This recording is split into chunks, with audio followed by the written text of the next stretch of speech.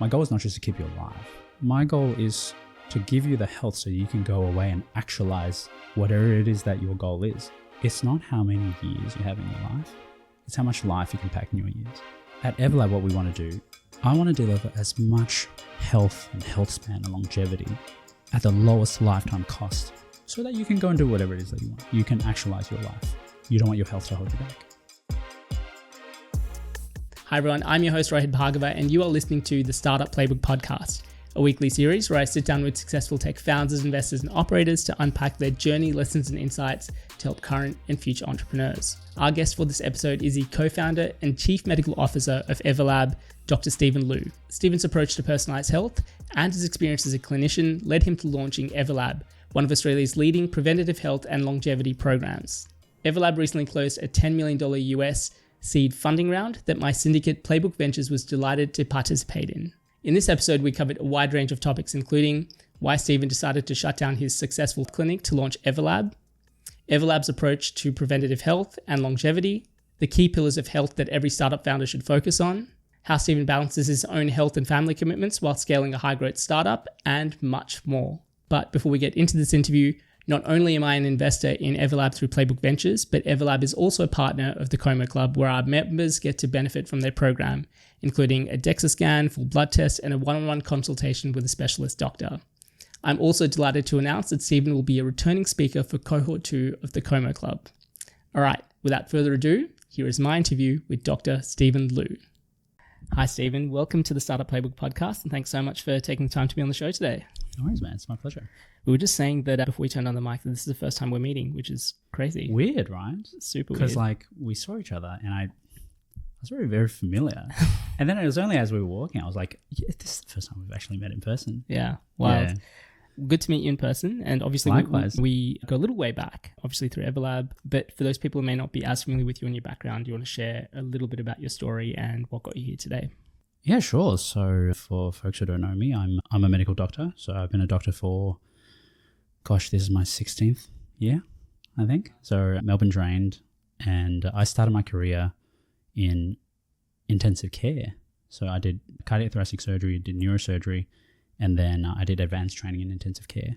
So, which is a stark contrast to what the context that you know me in, which is I'm one of the co-founders of Everlab. So Everlab is very much focused on proactive, personalised, preventative medicine. We don't ever want you to see the inside of a hospital or the inside of an intensive care or a cardiac theatre, right? So, but that's actually where I started my career. So I also didn't jump straight into entrepreneurship, like the marketplace. So I'm still a clinician, right? I think once a clinician, always a clinician. But it's throughout that journey of actually working in acute medicine, we'll call it, in hospital-based medicine, looking after the sickest people, that's where I had the epiphany to say, I think we need to do a bit better. Yeah, most of the things that I saw in hospital was preventable. More than happy to talk about cases that I saw. And then I actually quit intensive care, retrained. So I got my specialist qualification as a GP, and along that journey, did all sorts of work, did all sorts of jobs, clinical, non-clinical. And then it's only in the past couple of years that I've been focusing on solving problems in healthcare in the entrepreneurial space in the marketplace. So it's been an interesting journey. I don't know if I think most people who come on the podcast are seasoned operators and folks in experience in business, serial entrepreneurs. I think for me, my journey's been much more clinical. Which I think is super interesting and obviously stuff that I want to dive into, but maybe even just going a little bit further back. For me, I feel like it's always fascinating kind of hearing a lot of the genesis for people and a lot of where some of this stuff comes from. Oh, like a deeper origin story. A deeper origin story. And it was so interesting to learn that you obviously moved around a little bit growing up. I had a very similar background as well. Yeah, you did too, right? Yeah. But I also heard that your parents sent you back to China to do all of your primary school. And then when you came back to Australia, you had to go into ESL. Yeah, that's right. So I was born overseas. So I'm a migrant. I was born in mainland China, in Shanghai. I moved around in China a little bit, and then it was 1989, 1990. A lot of folks, after the political situation there, moved over. So my parents thought this is not where we want our kid to grow up. So they gave up a lot, much like a lot of migrant families, I think, to come here start all over. I came here when I was 3. So our first stop was Canberra. I think that's your hometown, right? Yeah. So yeah, our first stop was Canberra. I still have some vague memories of Canberra back then.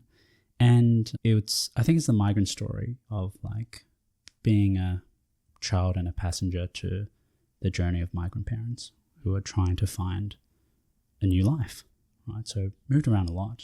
Canberra, lived in San Francisco for about a year, Sydney. And then as I was growing up, and like as a parent now, I've got 2 kids, and I'm starting to relate to what my parents were thinking about, which is I had reached a point, I think I was just like grade 1 in primary school, and they're like, well, you live in Sydney now, you speak English every day, we want you to actually understand our language, understand our culture. And then you go to the Chinese school. I'm sure a lot of your listeners have had this like experience, right? Go to language school. Oh, it's a pain. Lots of tears. I don't want to do this homework. This sucks. And then my parents actually doubled down and said, well, actually, this is not okay. It's very important for us that you understand your culture.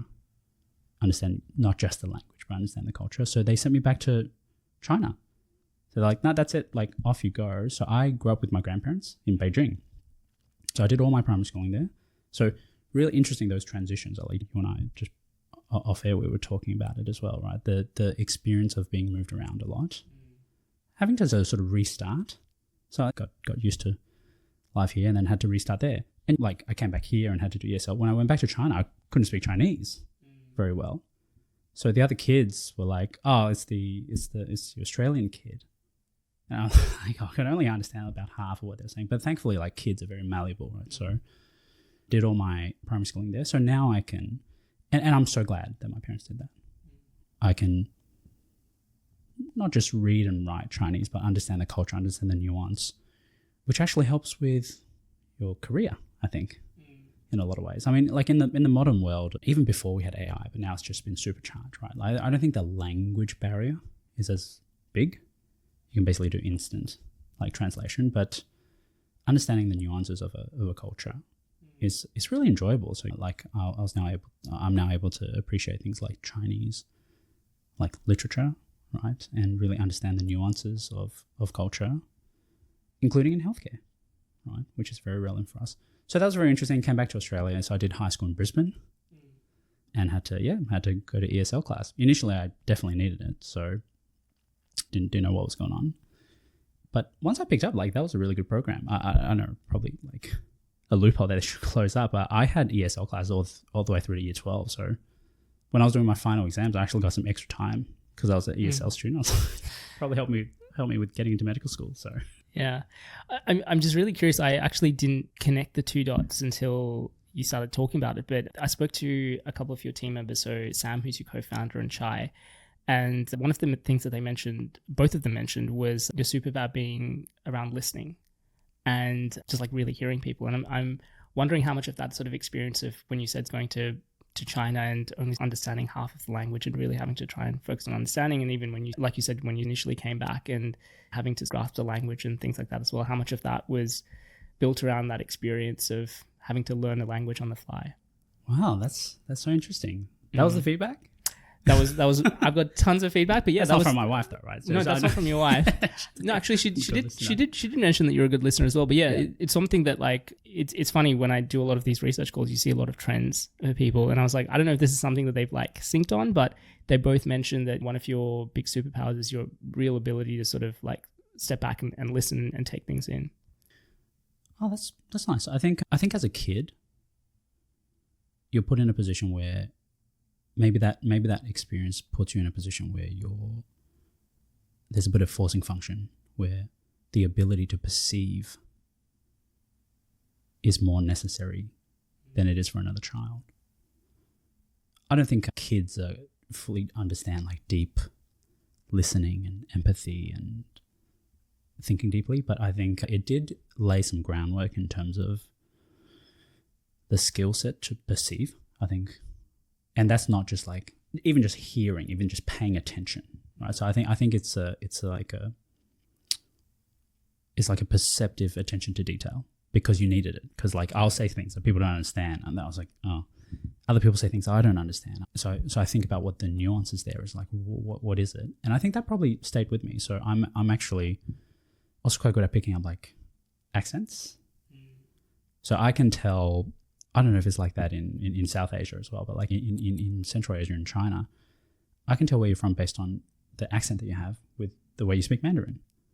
So it's a very perceptive thing. And I think like I also have quite an interest in language, but I think they're the foundational skills as you grow up that then later in life, if you talk about listening, for me, I think there are some qualities of mine. I don't know if I call them a superpower. I feel like superpower implies there's some natural aptitude. I'm a big believer in like powers being trained. I think for me, I don't necessarily think there's anything special about me in that department, but I've really invested in it. And professionally is incredibly important. If you think about you're a consultative-based provider of care, often talking to people where they're at their most vulnerable. Health is deeply, deeply personal, and that often makes people communicate in a more challenging way. So I'm sure you've come across this as well, like folks who are eloquent and smart and thoughtful and strategic, but when it comes to health, it's just much more emotional. It can be anxiety driven. So you really do have to listen and try to understand and empathize.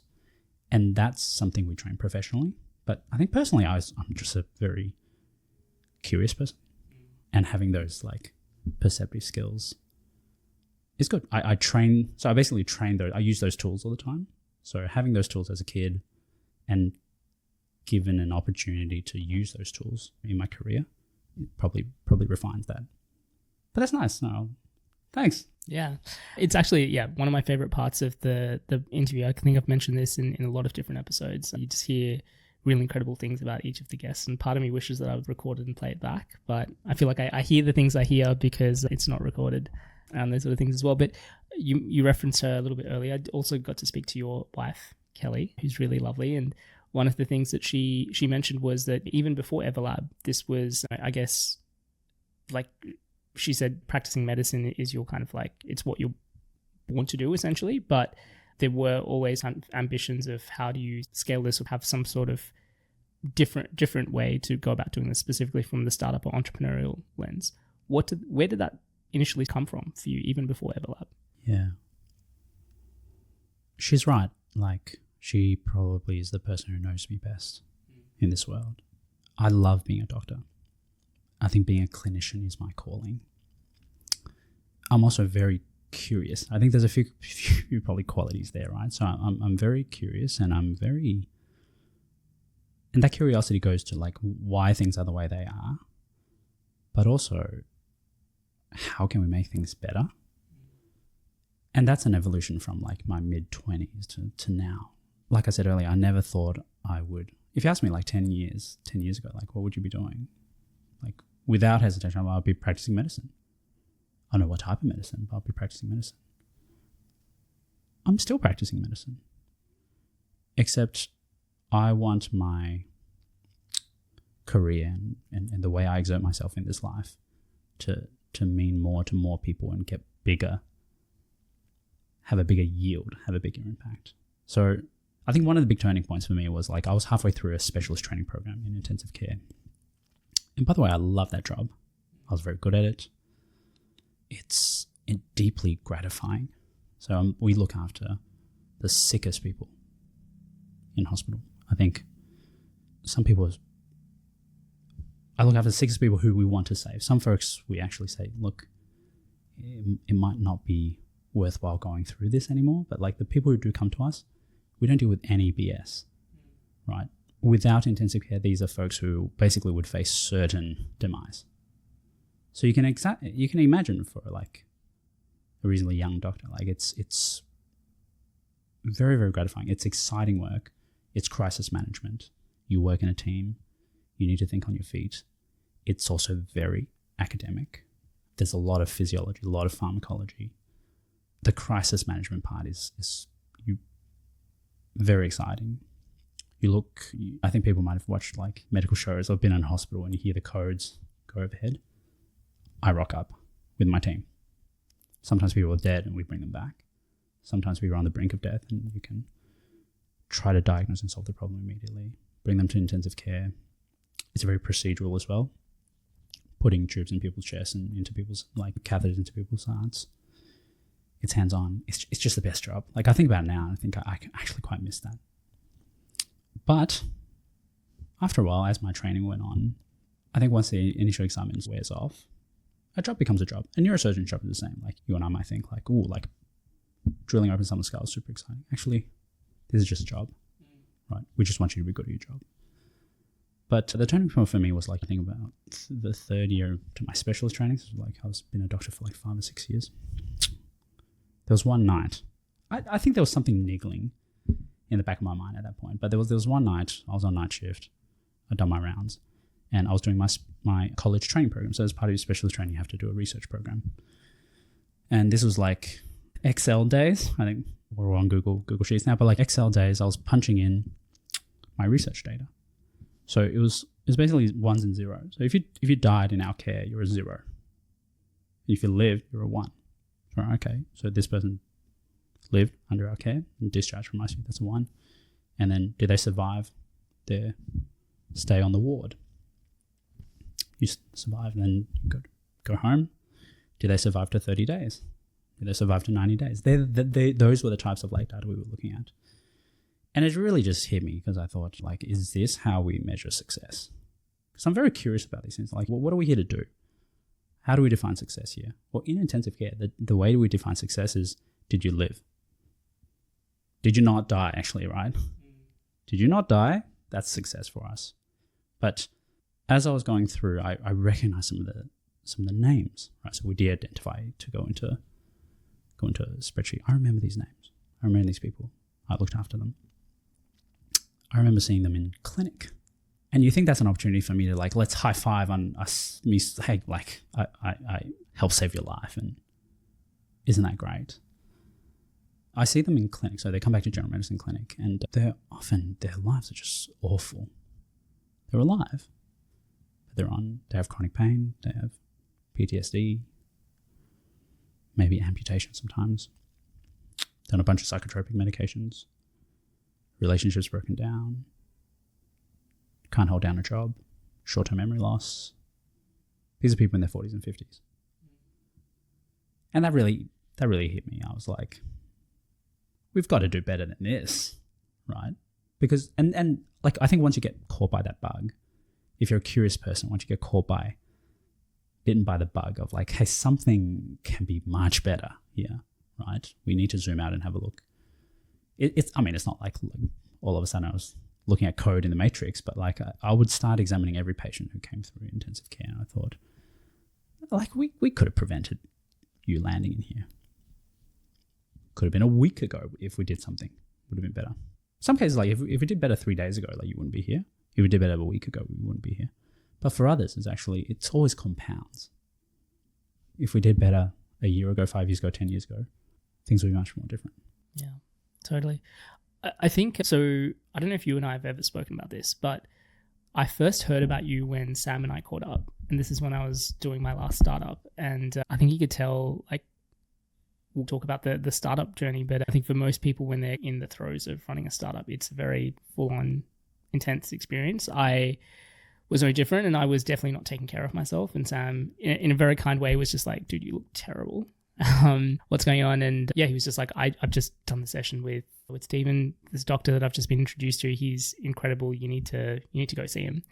I was like, yeah, I'll get to it eventually, knowing that, like, deep down I was like, I'm not going to go until something's desperately wrong, which I think is really unfortunate and uncommon, especially for kind of people in their sort of 30s and 40s, where, you know, a lot of the time you just assume that if nothing's really wrong, then everything must be okay for now, and it's not really a priority. But one thing that he did mention around that time and was how just forward-thinking you were, and a lot of his experience with you the first time as well. And he said it's the first time that I went to a doctor and felt very seen and heard. So I think he said within 5 minutes of the schedule, he was like looking at his Fitbit or something and kept checking the time. And you're like, no, we've got 45 minutes. Yeah. Yeah. And he said you were asking him about, like, things that doctors would normally ask about. So what were his goals and ambitions? What's his family like? What is he trying to achieve out of his health? And was just like a very different approach to that, to your private clinic. What was the catalyst of the genesis for you to have like a slightly different approach to medicine than what most people are accustomed to? I mean, I didn't invent this approach, right?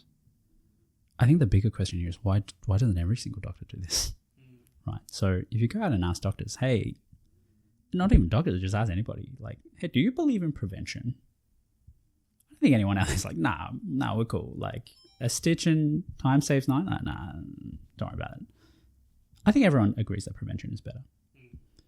So then the question becomes like, what gets in the way of us actioning? Ask any intensive care doctor, like they'll also say like prevention is more. I would rather people not have to come to our department. Same. It's more like you've even just in the short 2 sentences you said like touched on some of those barriers, right? So you're like, oh, I'm not going to go, right? Why? Because you don't feel sick yet, right? That's an assumption, which is like, it's not too late to go see a doctor when I feel sick. I can tell you now, like by the time you feel sick, that's a real gamble. Because they're sure, maybe you just have a cough or a cold, like that's fine, right? Or you got belly pain, or maybe you got appendicitis, or go get it checked out. But the most dangerous things that will affect us in life, that will shorten our lifespans, are things that you don't feel until it's too late, right? So like the disease processes of like chronic ailments, the disease risks are all there, brewing slowly, silently. I think most doctors do understand that. So there's one aspect which is like culturally, we just don't proactively see the doctor. We proactively service our cars though, right? Right. So like the dealership will keep pinging you about it. I know people get pinged by their doctors and say, hey, like everything all good, doesn't matter, come in and let's give you a 20K tune up, right? Like there's not that culture, there's not that expectation. A lot of people make a lot of assumptions. You just made an assumption, right? A lot of the assumptions are, hey, I'm young, so I'm healthy. You can roll the dice on it, but like I can tell you now, like you can't bank on that. Like cancer rates are shooting up for young people. Very, very alarming, right? People just living in suboptimal health. A lot of young people living in this modern age, in the modern day, right? They're really not very, like when Sam and I first met, he was like, without giving away too much detail, right? Like he was not a healthy guy. He's very young, right? And I think that's also what eventually made us co-founders of a business, right? So like he recognized that, hey, this is something quite important and special and valuable and meaningful to devote our time and effort to. And then there's other barriers to say why we don't action this is structural. Health has always been designed to treat reactive problems, right? But that pretty much actually started slowing the effectiveness of that started slowing down in like, I don't know, like the turn of the century, like at the end of the 20th century, right? The beginning of the 20th century. Like, so chronic diseases started to become more of a problem, but all our systems were designed for reactive care, right? So when something happens, we do something, and that's deeply ingrained in our culture, but it's also deeply ingrained in, just like you, like, hey, I don't want to go see someone. I don't think I need it until if I have a problem, right? But it's also ingrained in our system. We have a reactive care system. Something goes wrong, you go and see a doctor. Maybe if something goes really wrong, you go to emergency. Something goes mildly wrong, you make a choice between you go see someone. But that's entirely reactive. And the system's designed for that too. And one of the reasons why most doctors probably don't practice the way that, with the service that Sam got when he and I first met, is the way that the payer system also is structured. Like if you think about the way Medicare, and I love the fact that we have public health. Australia is one of the best places for public health. Australia is one of the best places for everything, like if you think about it. But nonetheless, like it is a system that incentivizes, like it's designed for reactive care. It incentivizes health activity, but not as much health outcomes, like long-term outcomes. So short-term outcomes for sure. Like if you're a neurosurgeon, you got to do audits all the time. We need to see like you're not drilling into people's skulls and killing them, right? So, but when it comes to like primary care, long-term care, and out-of-hospital care, it's actually very difficult to measure success, but it's like we often measure by health activity. So doctors get paid by how many consults they do, not by how many people they keep healthy. So there's all these things that sort of get in the way. So I don't necessarily think there's something super special about the way that I practice, but it's more the commitment to a different way of practicing and then iterating and refining on how to make that better and better. So I think back to that first consult that Sam had, and he thought it was great. I think we do like 20x better now with Everlab. The level of like interest that we take in people, it's really data acquisition, right? We want to know as much as we can about you, whether it's objective things like your diagnostics, blood tests, body composition scans, continuous glucose monitor, whether if it's subjective metrics. Are you happy? How do you feel? How do you feel compared to 3 months ago? And also behavioral. What do you do? What's working? What's not? The richness and the depth and the breadth of the data helps us make much better decisions so that we can achieve our goal. So like for Sam, I remember asking him that, actually. I remember him kept looking at his Fitbit, yeah. And I think we're talking about his work, and I just wanted to know this person, right? And I'm also curious about like, what are his aspirations? Because ultimately, like, my goal is not just to keep you alive. My goal is to give you the health so you can go away and actualize whatever it is that your goal is. I heard something really, really well put, I think last week. It's not how many years you have in your life. It's how much life you can pack in your years.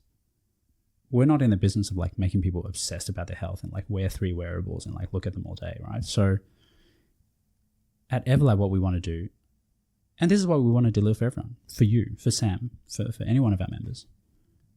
I want to deliver as much health and health span and longevity at the lowest lifetime cost so that you can go and do whatever it is that you want. You can actualize your life. Whatever it is that you find meaning, you don't want your health to hold you back. We're not here to make you check your app like 20 times a day, jump on the Everlab app. Like, we're here to support, right? We're here to deliver outcomes. So that's what I think that's the way we should be practicing. There are a lot of barriers, but this is also what makes this a really interesting mission. And it started from that chat with Sam. We're going to take a very quick break from this podcast to talk about one of our partners, Vanta. So if you're building a SaaS business and want to quickly unlock growth and build customer trust, one way to do this is by achieving compliance with SOC 2, ISO 27001, CPS 234, Essential 8, or other in-demand compliance frameworks. However, this process is often time-intensive and very costly. Vanta automates up to 90% of compliance, making you audit-ready quickly and saving you up to 85% of associated costs. And not only that, Vanta scales with your business. With a market-leading trust management platform to help you continuously monitor compliance, unify risk management, and streamline security reviews. You can join over 8,000 global companies like Atlassian, Dovetail, and Indebted that use Vanta to build trust and prove security in real time. As a listener of the show, you can get up to $1,000 US off Vanta when you head over to vanta.com/demo. All right, let's get back to the episode.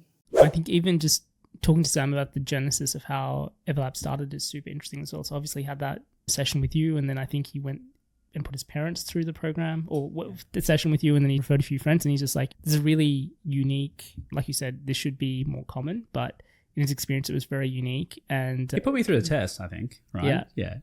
Yeah. Looking after his dad, I think that was a big one. Right.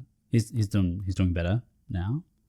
But I think without going into too much detail, I think Sam was quite impressed how I was able to solve particular problems that other doctors were not able to. And it wasn't a knowledge problem.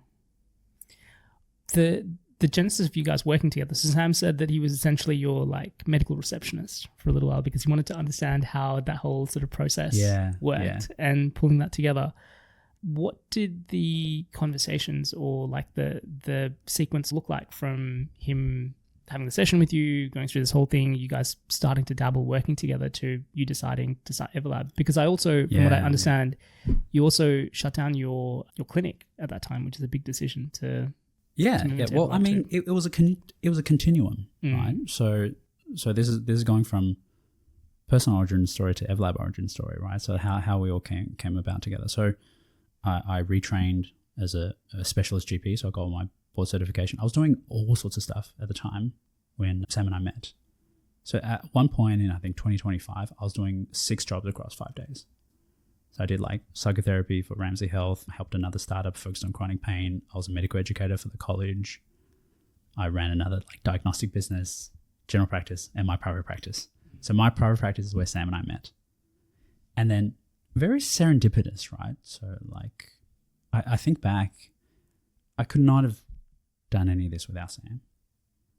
And it's not like I sought him out either, right? Because I was just iterating myself, and I really enjoyed my private practice. It was very successful. It's also very lucrative, and I really liked that. So I was chipping away at that when Sam and I met. And then when he came in, first as a patient, then as we were growing our relationship as potential partners in business and friends, he took a deeper interest in like what my thoughts were and what I was doing. And I found his perspective so interesting because he comes from like scaling teams, scaling business operations, and he's a serial entrepreneur. He's done it all, right? And the way that he lended his perspective allowed me to expand beyond my clinical scope. So at that time, if you ask my doctor friends, they all thought, Stephen, oh yeah, he's a great doctor, also really entrepreneurial and great at business. But then Sam and I talk, and I'm in a cave compared to where he is. So it was just so fascinating trying to bring together my clinical knowledge, how to build effectively at that time, it was like a boutique business. It was a fairly high-end boutique, high-quality service, but nonetheless, it was a very traditional service. And then talking to him allowed us to really like just jam on, well, how can we evolve this? So we actually evolved my private practice into a concierge type practice. So there was so much experimentation going on there.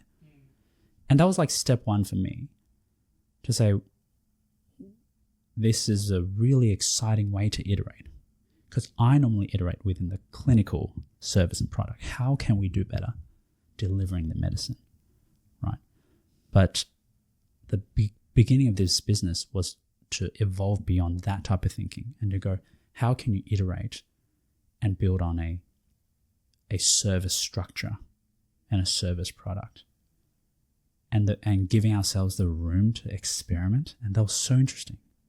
Testing different products, testing different offerings, testing different price points, right? And that was quite foreign to me. My practice was just like, you know what? I've got a fantastic project. I'm just going to make it super expensive.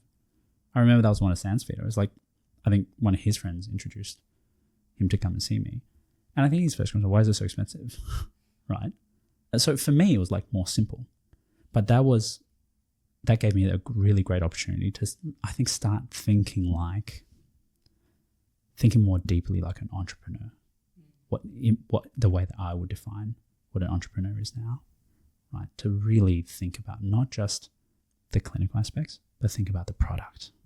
Think about your customers much more deeply. Because I think doctors all think they know their patients really well. And I bet they do. You said I'm good at listening. I think I am. But do we really obsess about what the customer experience is? Like what's the customer thinking outside of the consultation?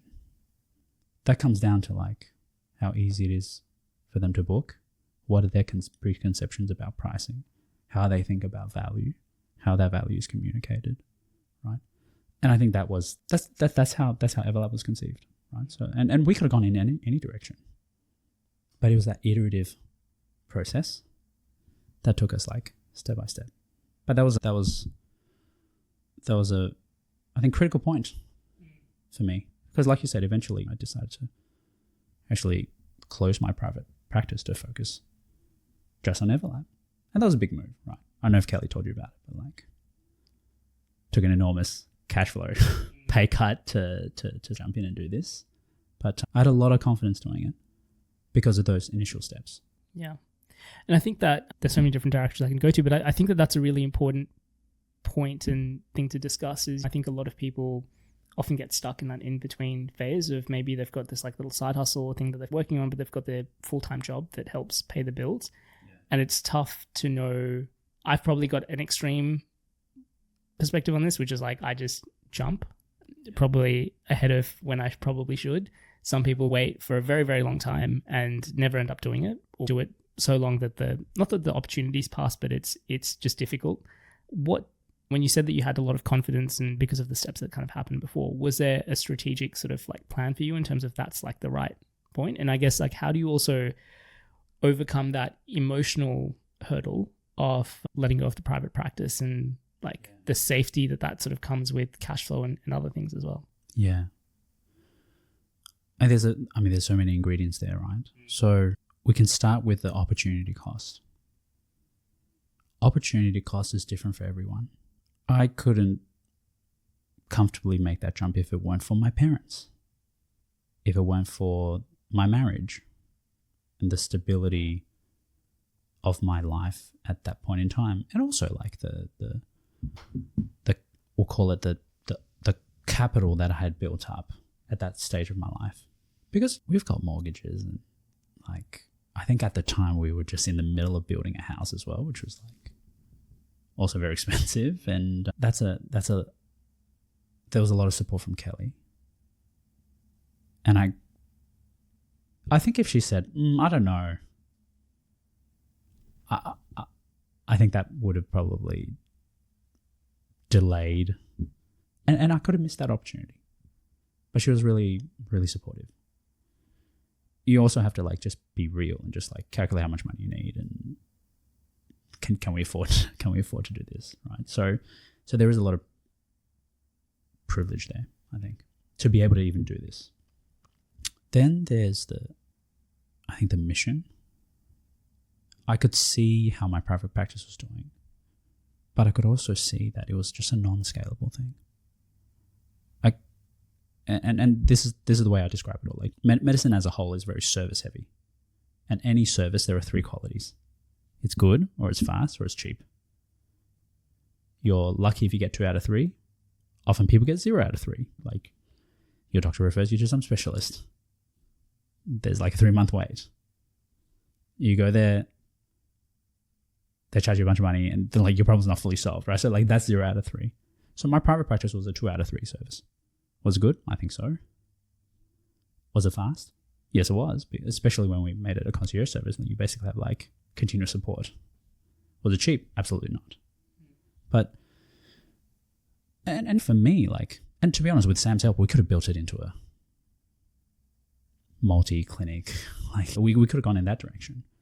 He's very experienced in scaling like service businesses as well.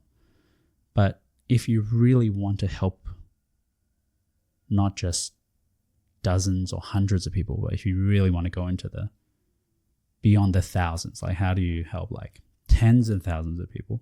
You have to productize it. You have to make it scalable. So I think the opportunity and the desire for that to happen was strong enough for me to say, all right, like it is also right time, right place, right wife, right, like, you know, right financial position to be able to do it.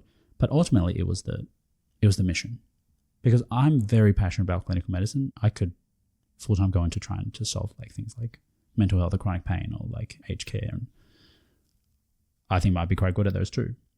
But the magnitude of the mission and the possibility was just so great that it wasn't a difficult decision.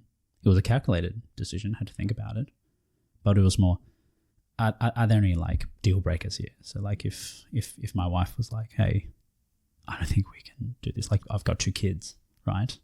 I don't know. I think people need to factor that in, right? So like it's different people also have different risk appetites. As a clinician and as a person, I'm inherently a very risk averse person. I always think about the worst case scenario, professionally and personally. So if you think about it, like for me, it's actually a no-brainer. I probably thought about it more than I needed to, just because it's such a meaningful mission. And I really did have a lot of confidence.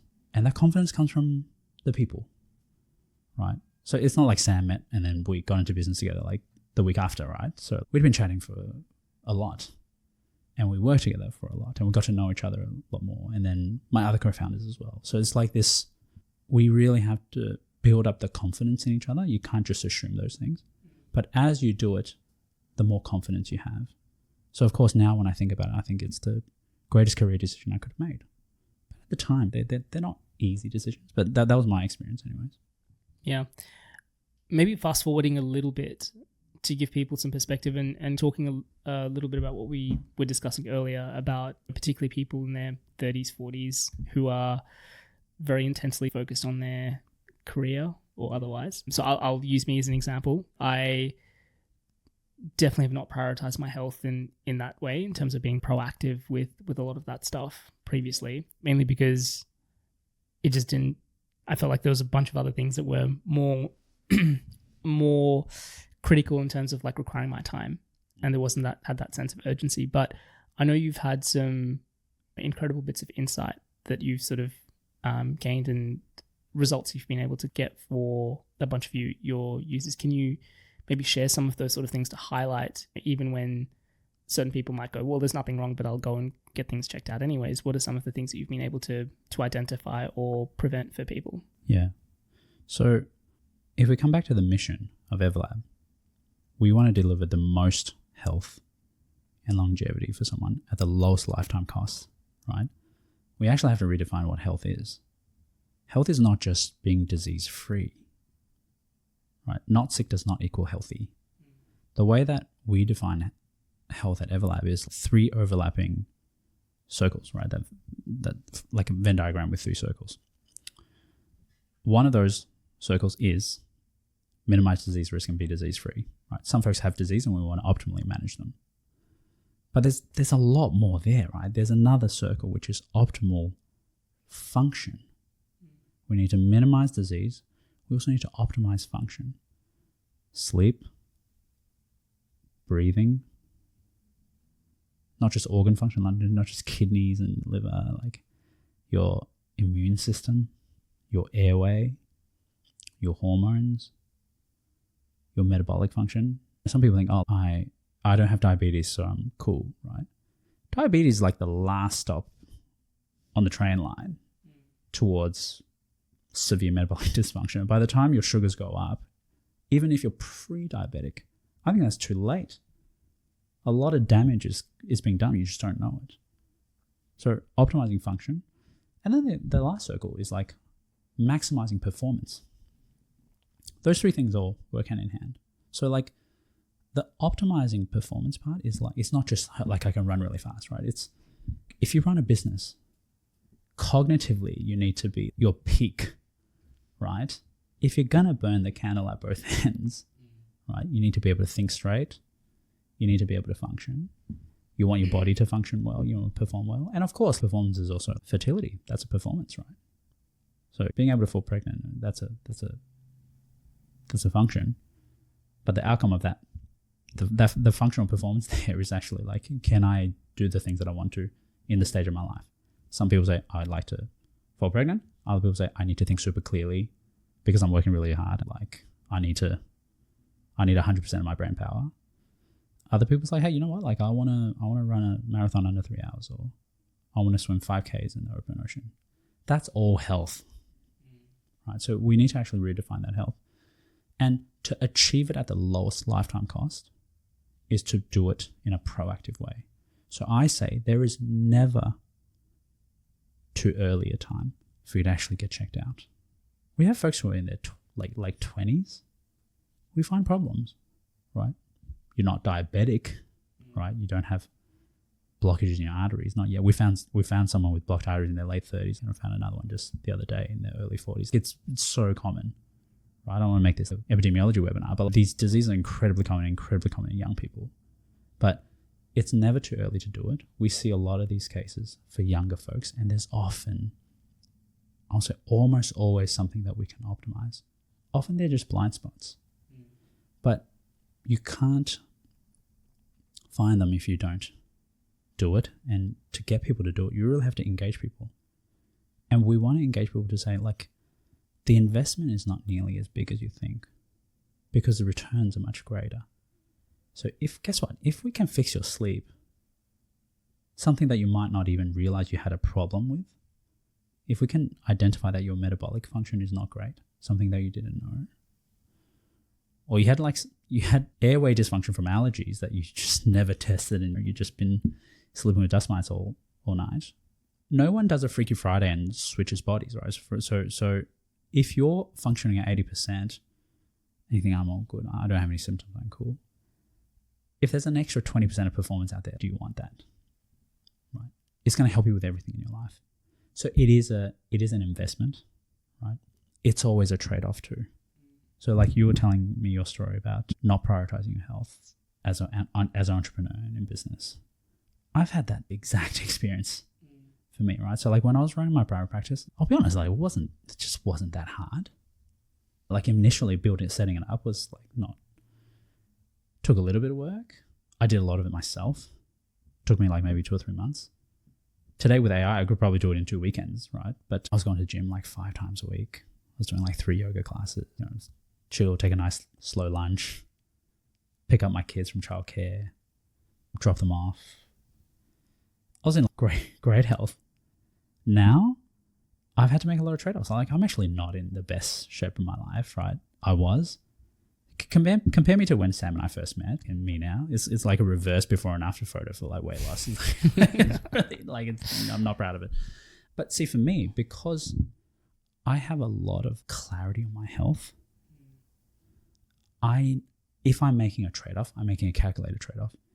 And that's the thing. We see so many very, very smart people come through, right? Just like you, right? So like if you're approaching your business, I bet you're methodical and data-driven and strategic, right? And you prioritize you make priority trade-offs, right? You don't make assumptions. You say, let's get some more data before we make a critical decision. But for some reason, like again, it's cultural. Like when it comes to health, people love shooting from the hip. They're just like, hey, someone else is doing intermittent fasting. Let me give that a crack. And then like Brian Johnson's eating a bunch of walnuts and dry blueberries. Let me try that. It's really interesting how health is quite different, right? So I see that with just really, really smart, accomplished people, whether if it's in business or in any industry. So what we want to do is almost like a management consultant approach to your health. Be more proactive, show you the data, so that invariably when you do make trade-offs, they're calculated, because everyone is dealt a different hand, right? This is why Everlab really focuses on personalized medicine. Everyone's different. There's nobody out there like you. Genetically, you're different. Some people are just born into a trust fund in Norway, and some people are born in Afghanistan, right? So like it's like that. You're dealt a different hand. So an example here is like Kelly, like my wife. She's much healthier than me from the outside. And if you look at her health behaviors, she works out. She's lean. She looks good, right? But if you look under the hood, if you look at the data, she's much less healthy than me. And you would not be able to tell. Neither of us have any symptoms. We're both feeling good. And a lot of that's genetic. Her genetic disease risk is much higher. When she had her pregnancy, she had gestational diabetes. If you just look at her objective biomarkers, they're worse than mine. It's like what the hell? Like she's out there exercising every day, and I'm just working till 11 o'clock every day, right? Like so, but even then, my biomarkers are better than hers. So it's not like a flex. It's more like everyone just needs to understand themselves and take a much more data-driven approach, and that's how you make the best decisions. That's how we can help you make the best decisions, whether it's like what you should do, right? Should you take any medication, or should you do intermittent fasting, right? Should you have more protein, or should you go on a Mediterranean diet, or should you, if you exercise, should you be doing strength training, or should you be doing cardio? Should you be swimming because you're drawing problems? Like the more data you have, the better your analysis, and the better your analysis, the better decisions, the better your decision quality, the higher your ROI. And that's how you achieve the maximum amount of health at the lowest lifetime cost. But you have to just understand nobody's the same. Like identical twins maybe, but like nobody's really the same. So that's the way we think about health. And we've done that for so many people. Like you said, people in their 30s, 40s, people in their 50s, 60s as well. But even if you're in your 20s, I think you should just think of your health as a project, right? Think of your health as a project to manage. Just be a project manager there, and say like, let's get some more data and think about it. Yeah, I was just laughing earlier because all the things that you mentioned are what we talk about at the Coma Club as well. So like a very, very similar approach on understanding what you just highlighted, which is if you ask anyone about their business, they're very clear on their key metrics, what they need to track, knowing that like if you're it's got like OKRs and KPIs and correct. But like we don't really have that for health or other parts of our life at all, and we're not very intentional. And the big thing that we keep talking about is like those intentional trade-offs. And I thought you referenced this a little bit earlier. I think one of the things that we found really interesting, so you were one of the speakers for our program, was you talking about the trade-offs that you've had to make as well from a health perspective, because it's hard. Ideally you do want to work out 5 times a week, go to yoga 3 times a week, all of those sort of things, but it can be really difficult as a balancing act when you've got competing priorities and you're trying to juggle all of that. And so I think especially for a lot of the listener base of this podcast who will be very busy founders with limited time around those sort of things, what are some of the key pillars that they should focus on? So I think you mentioned things like sleep, I assume nutrition. Like what are the other things that are the basic foundations of people that are time poor that we should be focusing on? Yeah, great question. If you think about it as a business, you always want to invest in business intelligence, right? And data. Everyone's talking about BI, right? What about your health intelligence? So like, I think Everlab is a health intelligence company, right? Like we want to give you the right level of intelligence, and it's always a good ROI having good data. Have some data on yourself so that you can make calculated trade-offs. I'm making a big calculated trade-off, right? I can also just ignore my kids and go exercise too, but I've calculated based on my health and risk, and I say, all right, like what is the trade-off? How long am I going to take it? And you know what? Super meaningful for me to walk my kids to school, put them to sleep, and still be able, and then just go back to work and just, but yes, there are like key pillars of health. So if you think about the 3 key pillars of health, like nutrition, movement, and rest. If we broad stroke it, and this is what I spoke about at the Coma Club as well, I think if anyone wants to focus on anything, I would start with sleep, because of the 3 key pillars, only one of them you're unconscious for. So often people will sleep. They go, oh, like I got 7 hours and that's pretty good. But you shouldn't just calculate sleep or measure success, right, based on hours. It should also be quality. It should be both objective and subjective. And I'm not saying everyone's got to rush out there and buy themselves like some wearable that gives you a score. I think there are limitations to those as well.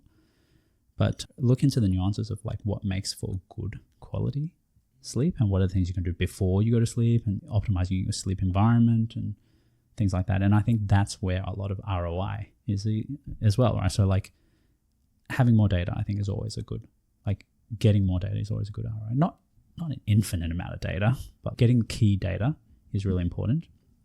Finding where the best ROIs are. And one thing that I think entrepreneurs all have and like founders have in common is we all love to win, right? You want to make winning decisions. What's a winning decision? Adding more capacity to yourself and your health and from a performance and a function point of view. So if you can do a 2 birds, 1 stone situation, it's like, I'm going to invest some time and effort into optimizing my health a little bit, but guess what? Hey, like I think I'm thinking 20% more clearly, and that's good for my business. And that can buy me I can then exert better decisions elsewhere, buy me some more time, and then use that time and reinvest that time and effort, right? So like, I mean, some early stage business, you also just have to grind sometimes. And if you are grinding, you want to make a calculated, you want to be cautious. You want to make a calculated approach because like I said, everyone's different. Some people are just like high risk and they can't afford. I think Kelly, my wife, I don't think she can afford to not exercise because she's just got a much higher genetic risk. I'm pretty lucky. I mean, I'm still measuring like things like my VO2 max and stuff. Like, I'll be honest, it's just surprising that it hasn't gone down as much as I thought it would. And part of that's just being quite lucky with genetics. I think about my genetic tests. I think about my grandparents and my parents and to me and the objective numbers that I can see. I say, great. That helps me make decisions. Say, you know what? I can push a little bit harder at this stage of the business. And I can make these choices and say, you know what? I can afford to be unhealthy for the next 3 to 6 months. And I'm going to make a trade. I want to be able to put my kids to sleep. I want to be able to play with them. I'm going to dedicate that time, use it here, instead of exercising maybe, right? They're calculated trade-offs. And I think that's what good decisions are. Everyone lives in a limited resource world. So like Mark Zuckerberg, he's basically got unlimited resources. So if he wants to become a jiu-jitsu champion, he can, because he's probably got nutrition as a trainer, there's a bunch of people and he can, right? So there's just more resources and more success there. But winning is about using the resources you have to get the biggest ROI, right? So, and I think that's also an exciting, that's the way I think about it for all my patients. That's the way we think about it for Everlab members. How do we support you get the most out of what you can put in? Some folks genuinely say, hey, I've got 15 minutes a day for myself. I barely have time to just go to the toilet with uninterrupted. Like when you got young kids as well, you're running a business, right? I've only got 15 minutes. I've only got 30 minutes. It's my job to try to work out what is the biggest ROI for you. Find where the blockers of success are. So a lot of folks also, and this is why I think data is important. It's not just about where you're at now. It's about where the blind spots are. And that comes back to the, 20-year-olds with high cardiovascular disease risk, 30-year-olds with high cancer risk. We just had someone come through, really sad story actually. I think he's in his early 40s. He signed up to our program. I think there was a couple of weeks wait before he could get an appointment. And by the time he got to our appointment, he had been diagnosed with stage 4 bowel cancer. And this is someone who's in their early 40s, very health conscious, very busy. These things happen. I'm not saying that if we had an appointment 3 weeks earlier, things would have been different. I think this is something that's been going on for years. And this is someone that is actually reasonably health conscious. But that's the danger of blind spots, right? So I can be unfit. That's okay. I've made a calculated trade-off. But I've covered my bases in terms of the big dangers, right? I'm not having my kids lose their dad because of quote unquote bad luck. Everlab is in the business of taking luck. We can never take luck completely out of the equation. We want to take as much luck out of how your health outcomes are determined. And this is it, right? It's data, it's blind spots. It's working out what the right decisions are. Showing it to you. I tell, when I'm on a consult, I tell our members, at the end of this consult, I want you to understand your health as deeply as I can understand your health. So I can empower you to then make decisions. I'm not going to help you make a decision. Say, do you go and work more in your business, or do you go spend time with your kids, or do you take your wife on a date night, or that's. But I want to arm you with the right health intelligence, so that you can make good decisions. And hopefully, we guide you towards the best decisions that give you the biggest ROI. That's it. I don't think it's actually that difficult, but it is. You have to do it. Sender is the OG startup accounting firm in Australia, catering to all stages of your business life. If you're busy running a business, you don't always have the time to do your own books and forecasts, and instead you can fully outsource your finance function so that you have the time and resources back to do what you do best, which is growing your business. They have a dedicated focus on founders, funds, and startups, and have an experienced team that can help you with everything from managing your tax to balancing your books to even helping with your exit strategy. I trust and use them with all of my businesses and can't recommend them highly enough. To find out more or to speak to Gareth and the team, head over to sender.com. All right, let's get back to this episode. As someone who is a chronic undersleeper, so I'd say I probably average 4 to 6 hours of sleep a night. I had Alex Zatarain, who is one of the co-founders of 8 Sleep, on the show, and we were talking about that. And I was like, oh, someone who like maybe doesn't get enough sleep. And she's like, oh, if you're doing it for a season, that's okay. This has probably been going on for a very long time for me. And even just speaking to other founders, I know that that is often one of the areas that they find additional time to work more, do other things, whatever, catch up on stuff. What are like the health implications of not getting enough sleep? And you mentioned earlier as well, in terms of like not necessarily measuring it from a time perspective, but subjectively and quantitatively on the quality of sleep.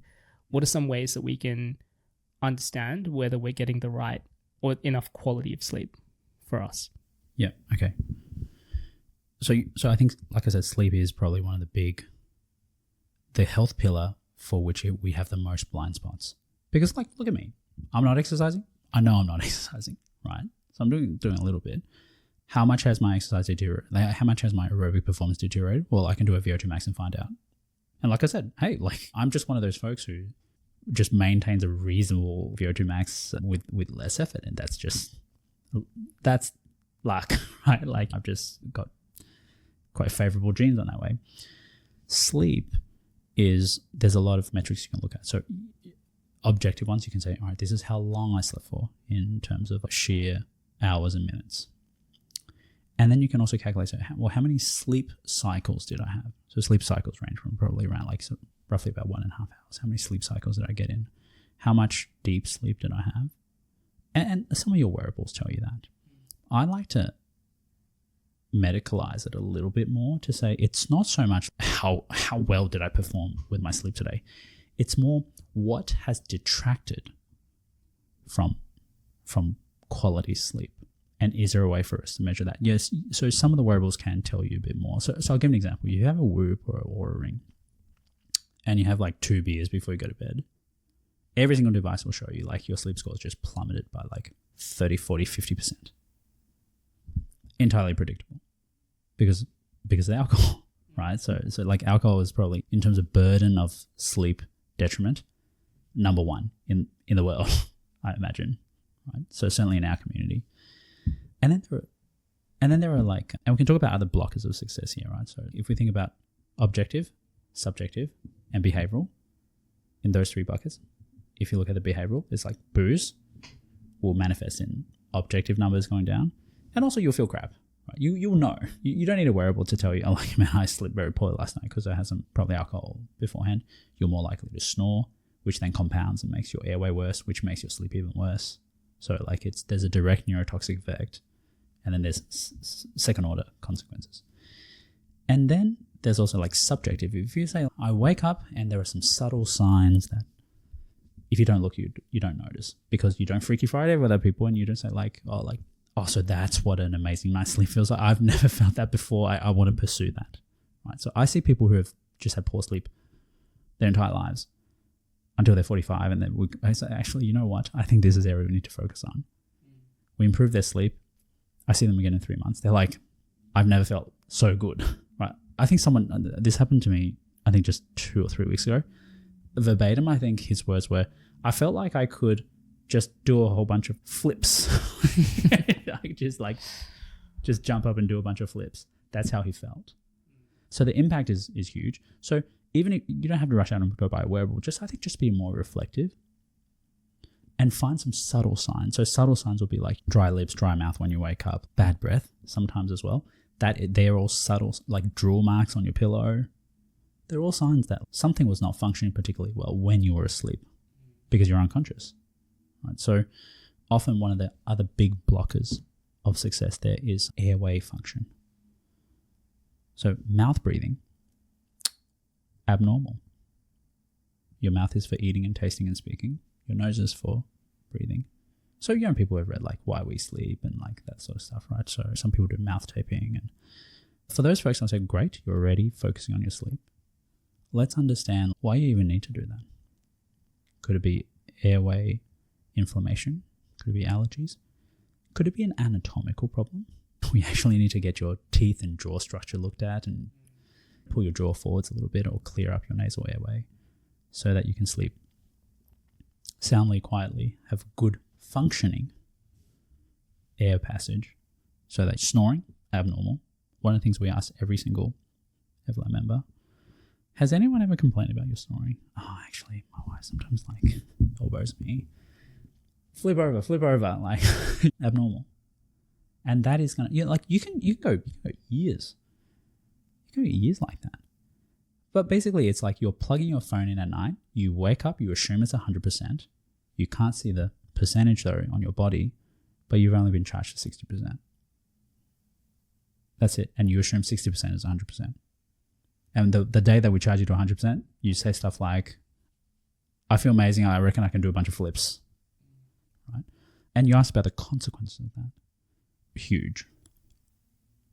Poor sleep, poor rest drives not just, I think people heard of cortisol, but it's not just cortisol. It's these neurotransmitters. It basically puts you in a stress state, physiological stress state.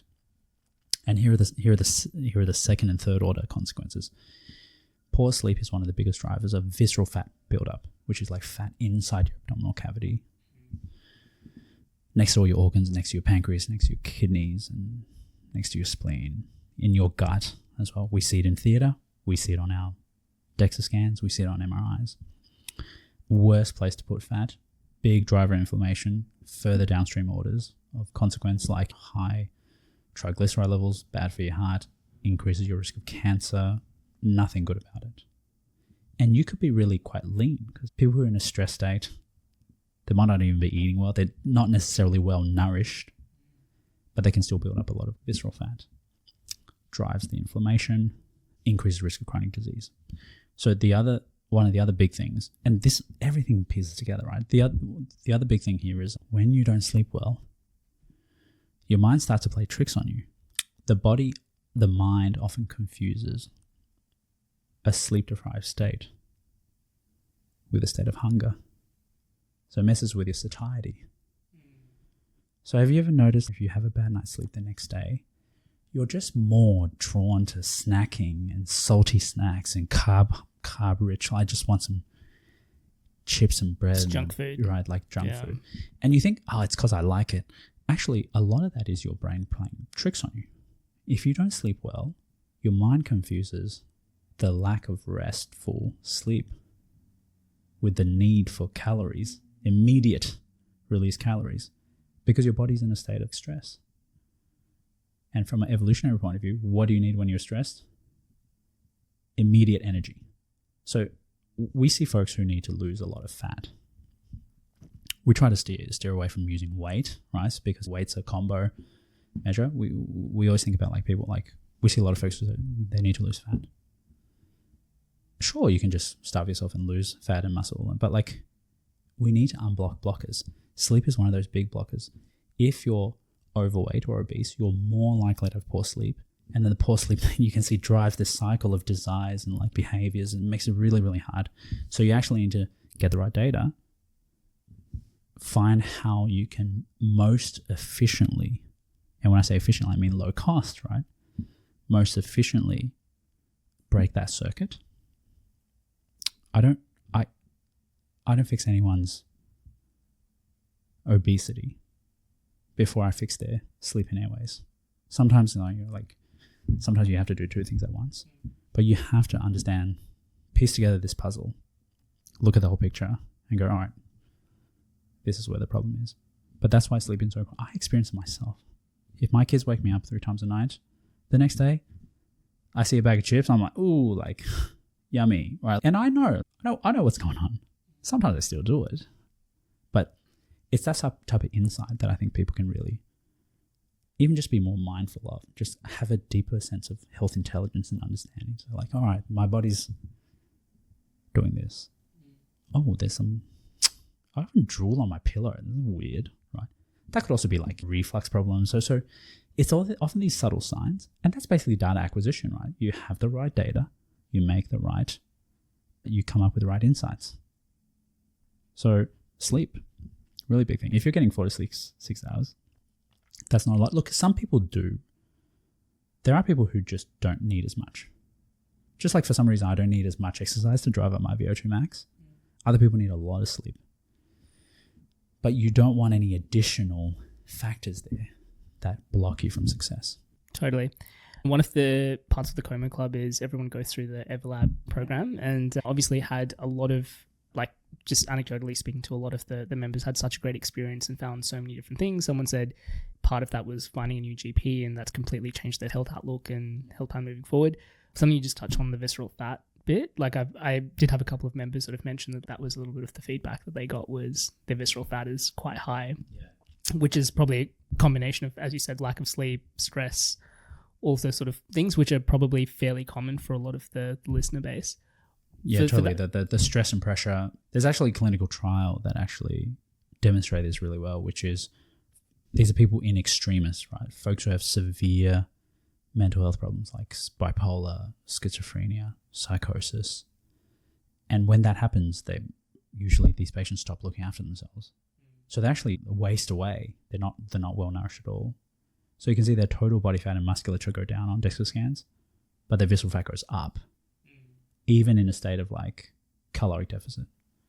So you can see how like your mental experience, psychological experience, which can often be compounded by sleep, right, can really drive that up. So really important metric. So anyone in that position that is through Everlab or otherwise realizing that that's something that they need to address, what would be the steps that they should think about for addressing visceral fat specifically? I think there's a few things, and we want to work out what the most important, what the biggest ROI focus is for you. Usually is a combo platter of causes. For some folks, it's the combination of stress, right? So like stress is one thing. Suboptimal sleep is another. Inflammation as well, and just general gut health. And you can think all those things compound onto each other. So different people will have different like entry points of say, hey, this is the first step for you to solve your puzzle in the most efficient, low-cost way. But invariably, I think there are small tactics that you can use to optimize those things individually. For some folks, it might be exercise. For some, it might be some like relaxation exercises and spending time outdoors, right? Having some no device time. These are all like very small tactical things. Of course, you want to approach it with the right health intelligence, come up with the right strategy, and then pack that with high ROI tactics. But like sometimes the tactics aren't just, it's not like a huge thing. Sometimes you just need to work out, like I've been doing, in my life context, I've been doing this. And that's probably the worst thing that I'm doing. I'm just going to make some tactical changes there. So we also look after a lot of like people who travel a lot, like management consultants, right? So they, God knows how many, like dozens of flights every quarter, eating a lot at the airport, right? And say, oh, I'm at the airport, so like I have to eat somewhere. There are tactical things there too. To say like what sort of food choices, focusing on things like hydration when you're traveling, focusing on the types of food. Here's a tactical thing. You can go to Subway and you can just say, give me some of your ingredients, put it in a bowl, and I'll just pay for that, right? I don't want your big like bread bun. You can do that. You can even go to Macca's and say, just fry me up like 5 patties and that's it. Like I probably don't do that, but like you can go to Salad Bar and say, make me a salad, put some of this in. I don't want any of your dressing. So we want to come down to that level of specificity or tactics that works for you. And that needs to start with like, all right, like I'm currently having too much carbohydrates and it turns out that's probably not necessarily good for me. I actually need to have more protein because I want to try and build on muscle that will help me with my metabolic health. And that in turn will reduce my visceral fat, right? So like the way there is a little bit different. But step one is always like take an interest, get the right health intelligence and data, and then have a strategy. So, all right, like what am I working on? This is project management, right? And then you pack a few tactics. And once you start getting some benefits from those tactics, like actually I've been doing this for like 3 days and I feel really good, right? Then you're more likely to actually continue it. If you measure the benefits. Measuring doesn't mean you have to have a blood test every 3 days. Like it's just reflecting on, oh, actually, you know what? That. Wake up in the morning and just give yourself a rough rating. Right? Just be like, hey, did I sleep well? I don't need to look at my wearable to tell me. Just like tell me how you feel. Ask yourself how you're feeling in the first hour after you wake up. So like, I think I'm thinking sharply, and I think that meeting went well, and I think I'm having good output. Measure those things, and then work back and say what worked well. So one of the I think really good tactics. I think I covered this in Coma Club, right? Which is the 3-2-1 before sleep. Don't eat 3 hours before sleeping. Don't have any fluids 2 hours before, and 1 hour before, no more screen time. Read a book, have a chat. Right? Don't do any rigorous exercise in that time either. And then see how your sleep is. Do that for 4 nights in a row, and just measure what it's like, even if you're sleeping 4 to 6 hours. Right? But for folks who sleep 4 to 6 hours, there's probably a reason. You're probably pretty stressed and very busy and doing all sorts of things, recording podcasts late at night. I don't know, right? and that's gonna have a cascading effect, because like, it's all right. Well, I haven't even had dinner and it's already 10 p.m. What should we do? So, well, you can skip a meal. That's okay. Is that good? It's not great. But if you have a big heavy meal at 10 o'clock and you go to sleep at like 11:30, that is going to affect your sleep quality. So it's very specific. It's very tactical, and it's different for every single person. But there is a right approach. And that's what we're here to help you with. Hopefully we help the Coma Club members with that as well. But everyone can benefit from this. We're going to take a very quick break from this podcast to talk about something really important and meaningful, and probably something that a lot of you listening can relate to. For the last few years, I've had a front row seat into how challenging and difficult it can be to build something meaningful. The late nights, the constant pressure, the feeling that no matter how well you're doing, there's always more to do, and that whatever you're doing is never enough. For a long time, I thought that was just a trade-off. To be successful in business, everything else, your health, your fitness, your relationships, had to take a back seat. But what if that wasn't true? As an investor, I know that the most successful and impactful businesses are built over decades, not over months. But so often we approach life and our businesses as if we're running a 100-meter sprint rather than the marathon that we're truly running. These are the questions and insights that led me to launching the Coma Club, the world's first human accelerator. Early this year, we brought together 26 incredible people, from founders, investors, professional athletes, to senior executives at some of the largest companies. It's an 8-week program designed for high performers to implement systems for long-term success in their business and all areas of their life, from fitness to mental health, relationships, and leadership, all within a trusted and high-caliber community that just gets it. So if you've been doing well but know there's another level, or if you've been running hard and want to recalibrate, I'd love for you to check it out. Cohort 2 kicks off in August and applications are now open. You can find out more details or apply at the Como Club, that's TheKomoclub.com. All right, let's get back to this episode. One of the things that I love the most about Everlab, and you've touched on this several times, is just a very personalized approach that you have. And obviously, as you mentioned, it's very different for everyone based on their own genetics and biomarkers and those sort of things. But I guess from a listener's perspective, or at least from my perspective as well, like I just think that you can also take away so much from what are other people doing and how they're approaching things. So maybe for the benefit of our listeners, you want to talk a little bit about how you think about that for yourself, given the juggle of family, business, health, all of these kind of components. What does that look like in terms of weekly, your exercise routine, how you think about nutrition, how you think about supplements that you might potentially use? Yeah. Okay. So I might just walk through what I do, right? But first, I think it's about have the right spirit. Have the right spirit with which you approach this, which is if you don't get it right, that's okay. Some days you take an L and that's okay, right? You just try again the next day. This is not a championship game, right? Like every day you give it another go. So just have an iterative spirit. Try more, perceive more, appreciate when things go well. Don't just notice when things don't go well. Appreciate when hey, that was a nice chat. That was a nice walk. That was a nice sleep, right? That was a nice workout.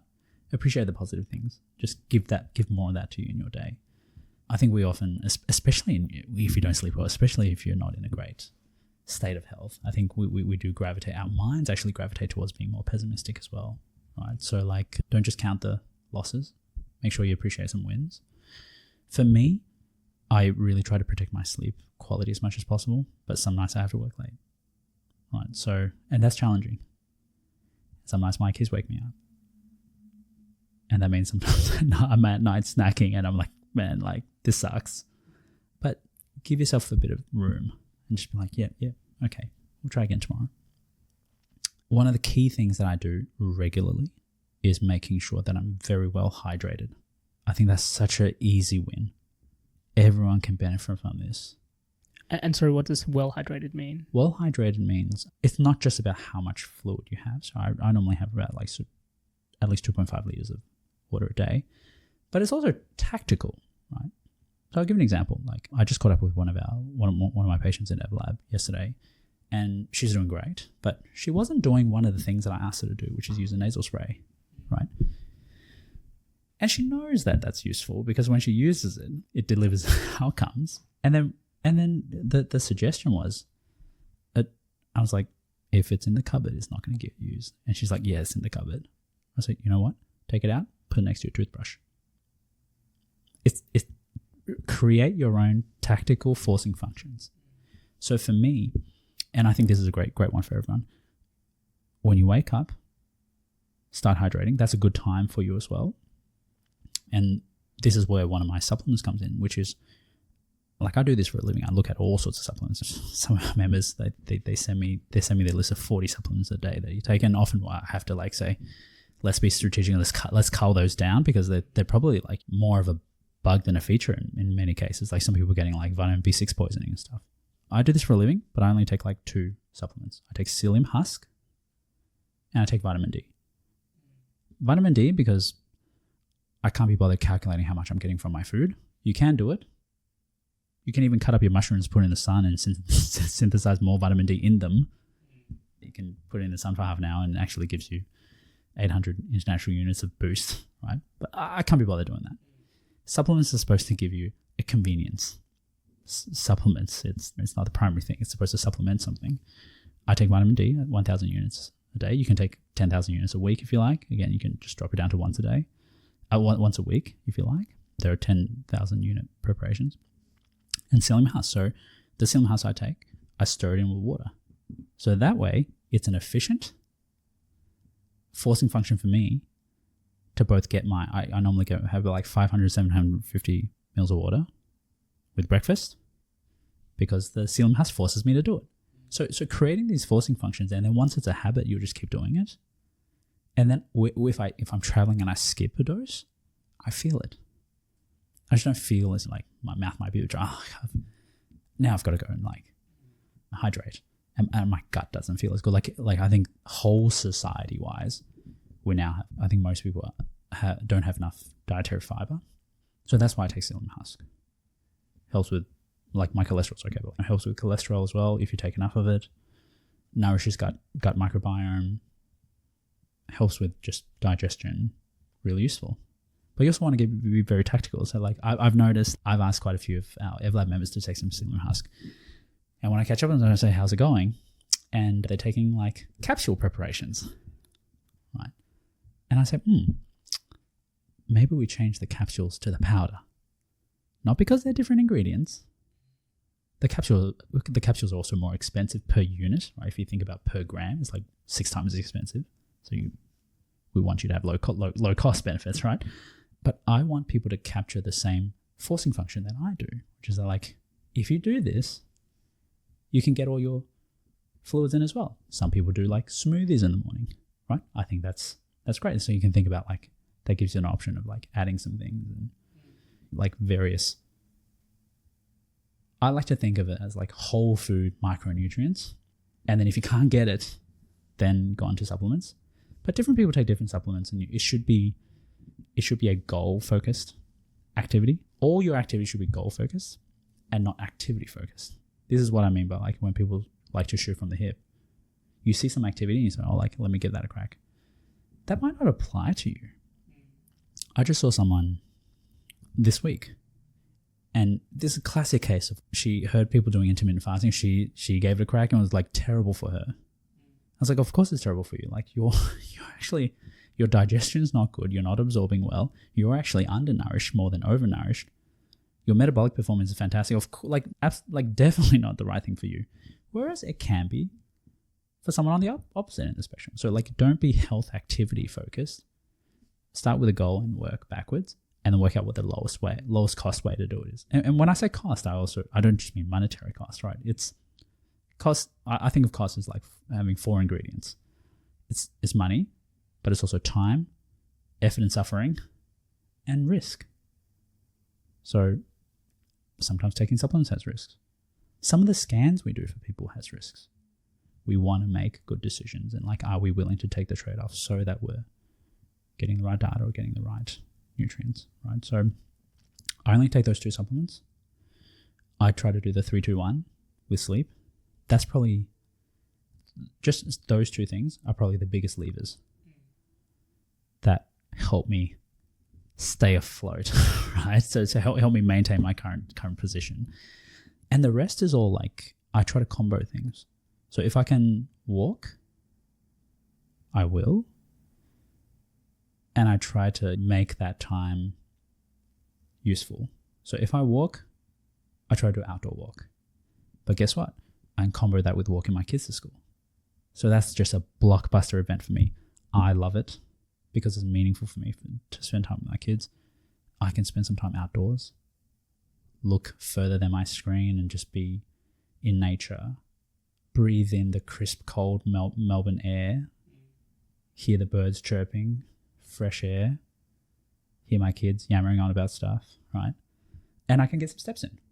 So like that becomes such a high yield event. But you have to think about it, and you'll be like, what are high ROI events for you? Because I would love to say, hey, like I'm making a really nice salad for myself. I don't have time. At this juncture of the business, I don't have time for it. I say, am I eating like super healthy every day? Like, no, I'm not. I try to make tactical improvements. I'm also like, I've been like 0 alcohol. I have like 1 drink a year or something. Just because I used to really, really enjoy it. And it's just not worth ROI anymore. I'm not here to tell people like, oh, you absolutely shouldn't drink. For your, like, let's not pretend. Like for your health, there is 0 health benefits. Like, I'm talking about the actual ethanol content. If you took ethanol out of red wine and you just drank grape juice, like fermented grape juice, that probably actually does have some health benefits. There's good studies about the substances and like polyphenols and things in there. But like alcohol has zero benefits. But it's got social benefits. Right, so to form connections and to be a social lubricant, to enjoy yourself, and now meet new people. I don't know, like meet your spouse or something like that, right? They make new friends. I think it can be useful. You've got to make that's a trade-off. So for me, 0 alcohol, hydration, psyllium husk, vitamin D. Don't eat before sleep. That's probably the big thing. Try to minimize. I mean, I still do it. Like if I think like 3 hours before bed, don't eat. 2 hours before bed, don't have any fluids. 1 hour before bed, don't look at devices. Like I'm pretty much mostly fail on the last one because I'm still checking Slack. Right? So, but when we do it, when I feel the reward, I'm more inclined to do it because most of those Slack messages can wait for the next morning. Right. So like it's the behavior.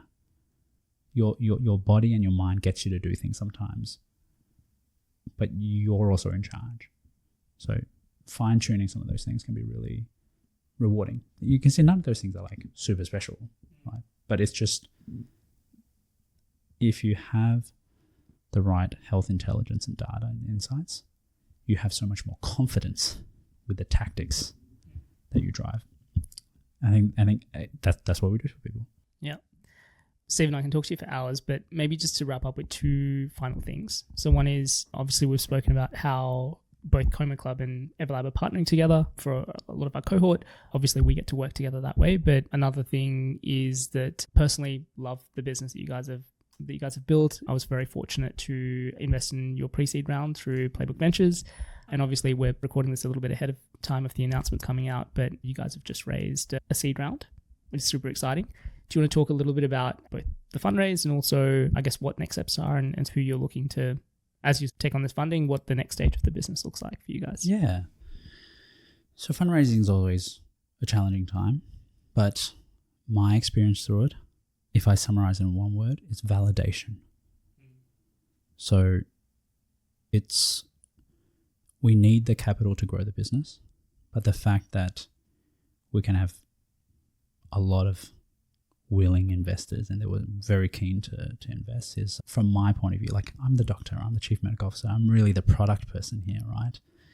And it's really validating, and it gives me a lot of confidence to say we are on the right track, because through the fundraising process we also did a lot of internal audits, obviously to show data to investors, but I also did a lot of audits with the clinical outcomes that we have. We're now getting a lot of year 2 folks come through, and not only are we finding risks, much like what we've spoken about today, I think this was like a few months ago now, so we've got even more data now, but like we have, of the 40,000 plus biomarkers that we tested for people, more than around a quarter of them were suboptimal.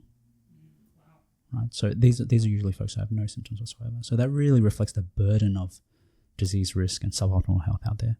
But on a more exciting note, the early data that we have of folks who are now returning for their mid-year reviews, 6 months, or second year with us at Everlab, 12 months, we measure their progress, and we're seeing so much clinical improvement across those metrics: objective metrics, subjective metrics, behavioral metrics, VO2 max up, visceral fat down, apolipoprotein B down, right, LDLs down, mercury levels down, insulin levels down.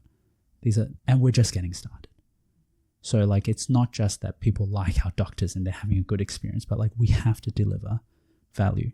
Our mission is to deliver as much health and longevity at the lowest lifetime cost by making these great decisions, and we can measure them.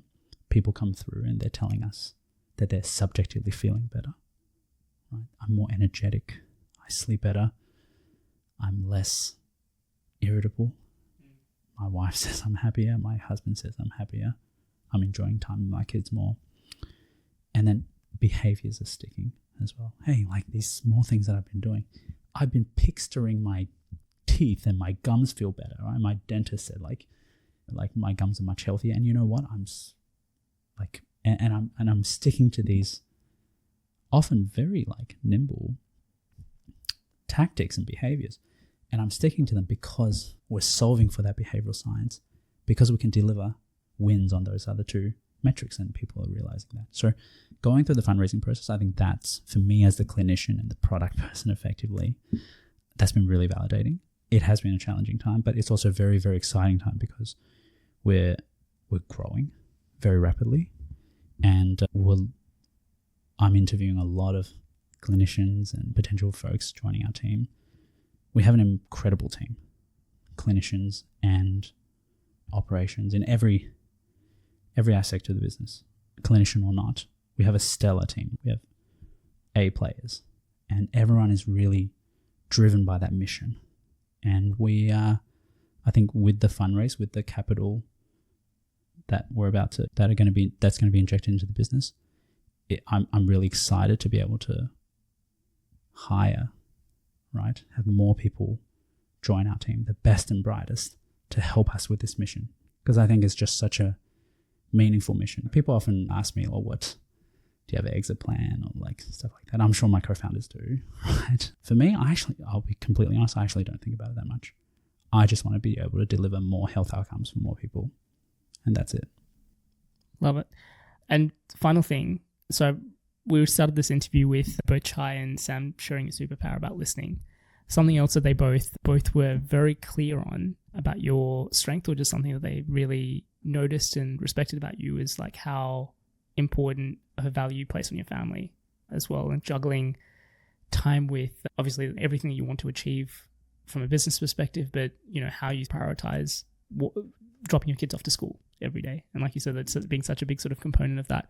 And I know that that's obviously a big thing that we focus on from the Como Club perspective as well, is you were exactly right in terms of making those trade-offs and those sort of things. And it's hard when you've got so many different conflicting priorities and a priority list that is 100 different things on there. From your perspective, like how do you think about that for yourself in terms of juggling those 2 really important parts of your life? It's challenging.